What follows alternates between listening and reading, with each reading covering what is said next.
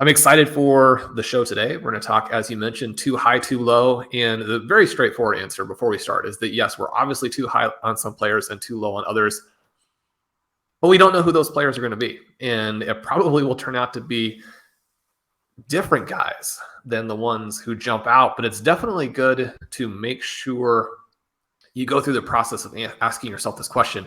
And one of the things that I do find is that putting together the response to some of these questions gives me some more information and, forces me to think through it in a way that sometimes is very, very helpful, right? I mean, we look at these players from the perspective of, I watch every NFL game. We write all of the in-season articles. We do the in-season podcasts where we reflect on what they're doing, and then you spend the full off-season creating rankings, going through the projection process, looking at these players within the range of outcomes tool, the win the flex tool. You can create your own projections in the projection machine. You can also get very good projections by using the regression feature in the RotoViz screener. I love to look at these players in the weekly stat explorer, which gives a lot of expected points information. We are going to talk about that a little bit here in a minute.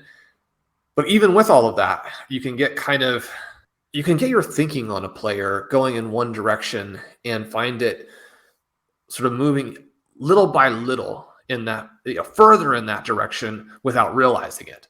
And then sometimes a question like this will bring you back and, you really want to answer that of, well, why am I high on this player? Why am I low on this player? And very explicitly be able to make the case, because otherwise you're probably letting yourself just shift a little bit or slide. You have this migration in the direction of extremes, which sometimes that's helpful. I mean, you mentioned the aggressiveness show that we did for Stealing Bananas and why it is important to go after some of those players that you were on the extremes on. But basically, that's a long-winded way to introduce this topic and say that I am excited to go through some of these questions and explain why we are high and why we are low on certain people. Yeah, so it is good too. The listeners want to keep us accountable. They want to know why we maybe are passing by certain players in certain drafts. And sometimes we will make comments about why we're not drafting them, but maybe we don't go in depth because we're on the clock and we're moving through the process. So two of the players we're going to talk about here at the start are Dalvin Cook and Aaron Jones. And the first one is Dalvin Cook. So the question does come in, why are you guys not in on Dalvin Cook this season? So it says, Shawn often talks about him as one of the best pure runners in the NFL and loves watching him, but in your drafts, you rarely, if ever, take him. Do you not think he could be that hero RB in 2022? He feels a bit similar to the Andre Swift as far as injury concern, and this Minnesota offense could be great this season.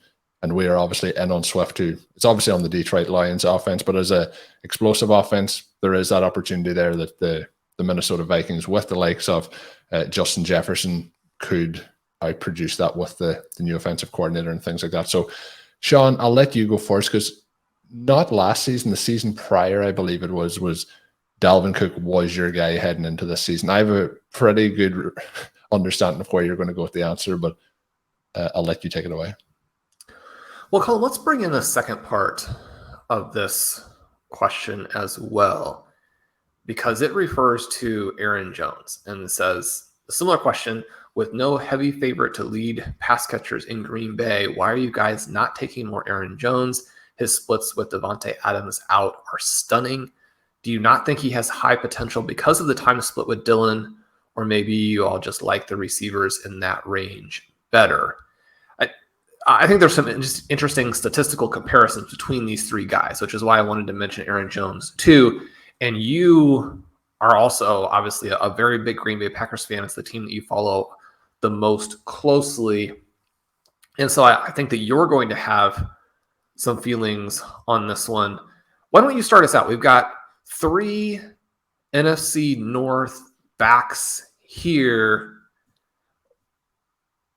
How are you kind of breaking them down for yourself when you're going through these drafts? And obviously, Colm, you and I are drafting a lot together, but you're also drafting with Connor. You're drafting a lot with Zachary Kruger and then celebrity guests. Obviously, just recorded another one of those earlier today, which you have released on the Best Ball channel at this point.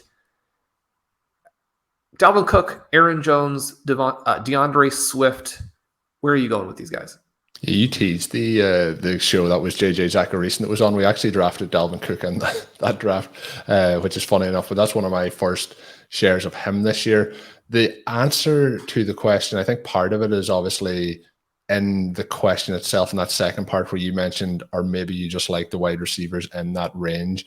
And that is the part mainly for me is the 1v1 selection options there. The other part of that is we talk a lot about the expected workload at the start of the season, the expected performance off the offense. And I think the expectation at the moment is that Aaron Jones is going to get this, massive target share in the Packers offense. I think when the season starts, it probably isn't going to be as realistic as things play out. But my main difference between DeAndre Swift, Dalvin Cook, and Aaron Jones is the age profile of these players. So Aaron Jones is going to be 28 this December, so he's entering into his age 28 season. Dalvin Cook is going to be 27 when it comes here to us in August, and then DeAndre Swift just turned 23 in January. So we have younger players who have been in the league less, and I think that over both those guys, I think DeAndre Swift is on the ascent.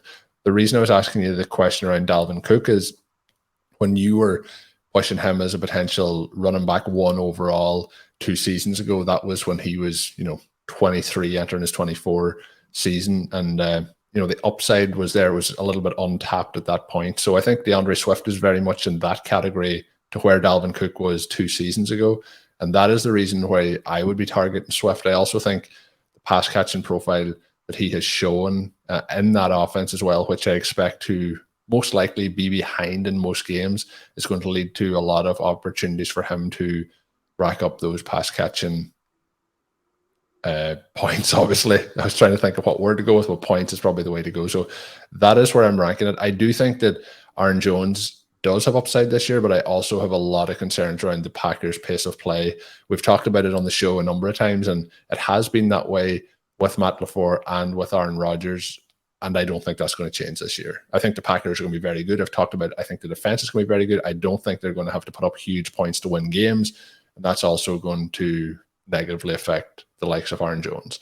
Dalvin Cook, you mentioned the injury concern with DeAndre Swift, who did miss a portion of last season with an injury.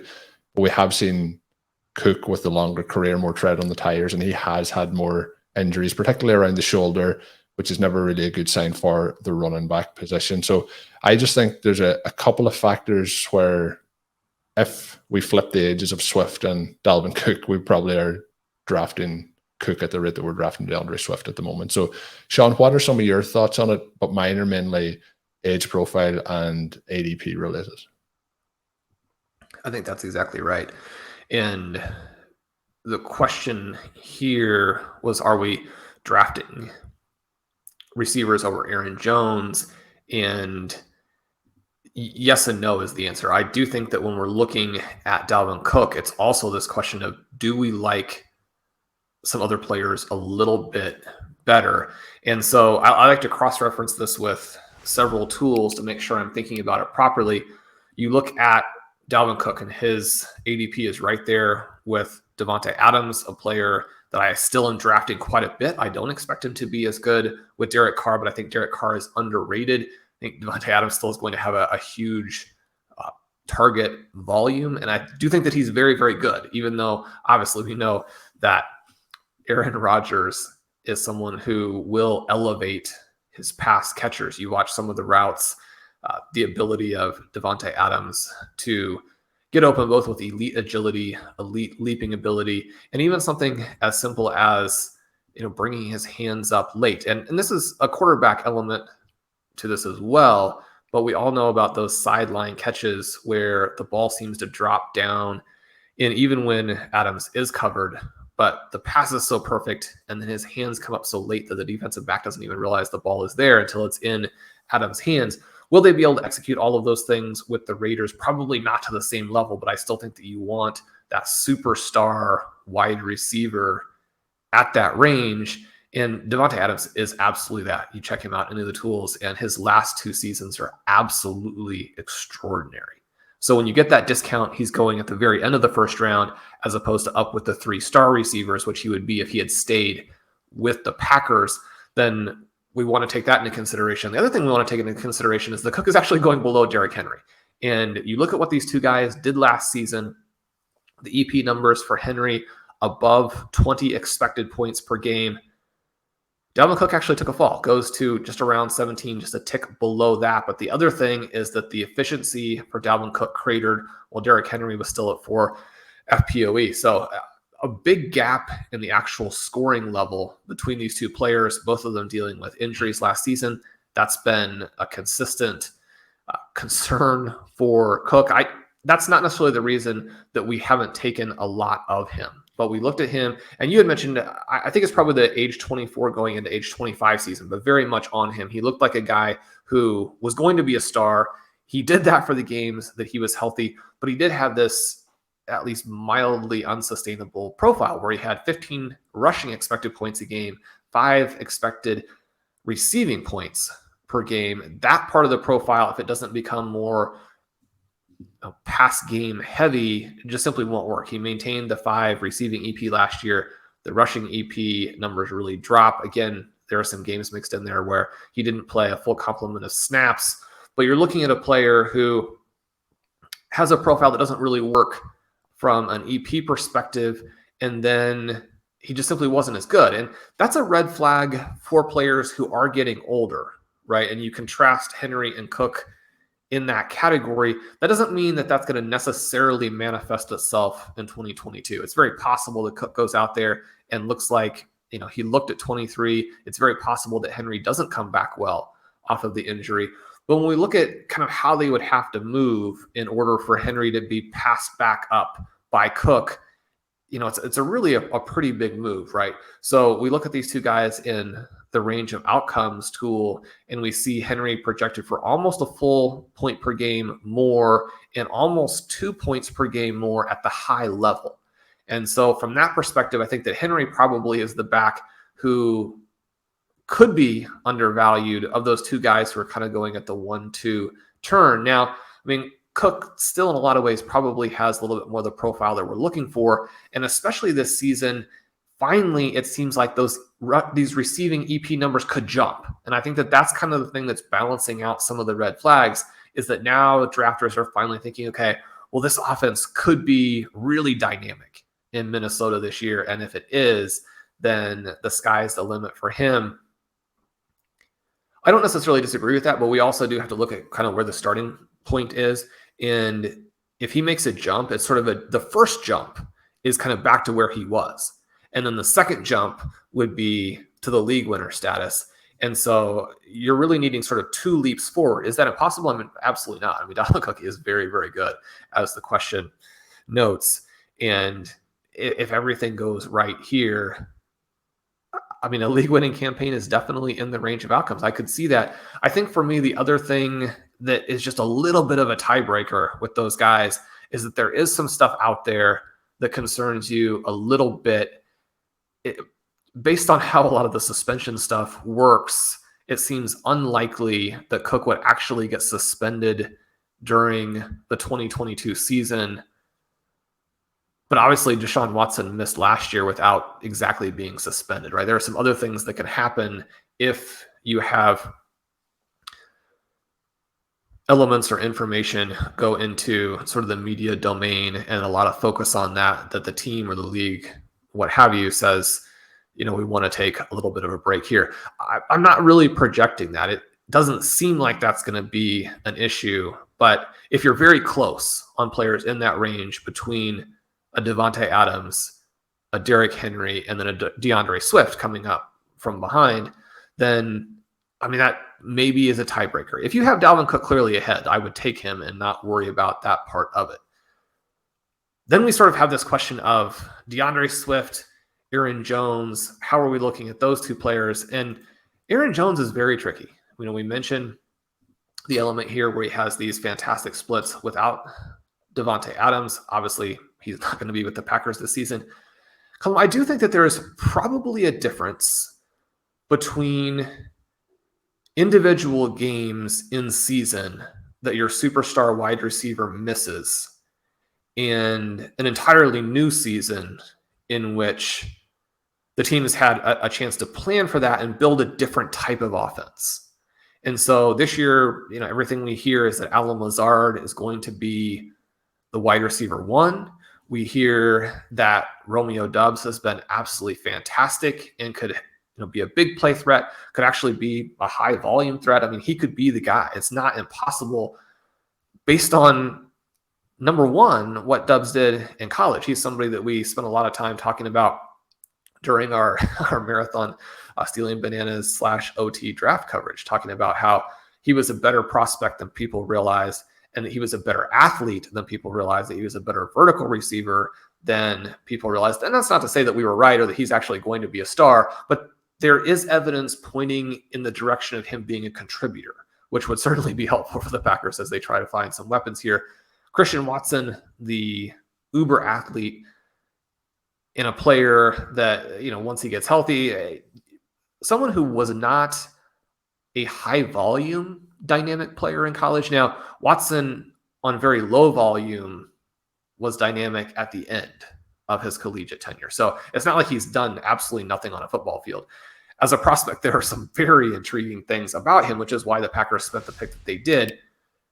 For someone kind of in that spot, though, you'd love to see him be able to practice. I mean, he seems like the person who needs it probably more than anybody else. For him to be out with a minor injury right now is unfortunate. But you do have some pieces there in Green Bay. And by the time you get to week 1, certainly by the time you get to week 9, you would expect that offense to be functioning more or less as a normal NFL offense, as opposed to an offense that has these weekly occasional absences from someone like a Devontae Adams, right? So I think that the idea that the passing game is going to revolve around Aaron Jones, there's some truth to that. And he's going to be a higher volume pass catcher than he would have been with Adams there. But I think that if we're projecting massive spikes, that's probably problematic, especially because Dillon is also there and will also be more involved. Someone who, despite being a big back and having that kind of Derrick Henry athleticism, is also a good receiver. So they're going to balance each other out. And then we get back to this question, just, can both of these guys do it? I don't ever want to be in a full fade situation on Aaron Jones, because I do think he's one of the most athletic and dynamic running backs in the entire NFL. Longtime listeners know that that's exactly the profile that I try and target. And it's just, in some ways, unfortunate that Aaron Jones is maybe the only small, absolutely electric back who is fully priced. And so then, you got to go find that profile where you're getting a big discount. You look at the range of outcomes tool, and DeAndre Swift, again, a much better projection both overall and at the high levels. Can Aaron Jones claw some of that back this season with a different EP profile? I think probably. But one of the things that I'm kind of looking at here is you go through last season, and for both Swift and Jones, there were some injury elements that came into play. And so in many ways, the second half of the season is less telling than the first half. But if we go to the time periods, and for Aaron Jones, that would be weeks 1 through 9. For DeAndre Swift, it would be weeks 1 through 11. Sort of pre-injury, they're playing kind of the full complement of snaps that you would expect them to play this coming season. Aaron Jones at 14.8 total expected points per game. DeAndre Swift at 18.4. Again, it's very possible that those could meet in the middle somewhat, that Jones will be needed more, that Swift might be needed less with some of the receiving elements that they've added there in Detroit. And yet we do have to kind of, again, look at what the first move would be. And Aaron Jones has got to take a big step forward to deserve to be in this price range. I mean, it's not anything about him as a talent or as an important piece of the Packers from a reality perspective, but in terms of fantasy price, he's got to make that leap before you can really consider him in that mid-2 range. There's also the element that if one of the two Green Bay Packers backs gets injured, the other player is almost certainly going to be like right below that Jonathan Taylor and Christian McCaffrey level. And so perhaps just even from that perspective, you're like, I'm okay with the round 2 price on that. usually in most of those cases, the round 2 is just so expensive. And the players that you can get otherwise have these EP profiles that are a little bit more unassailable.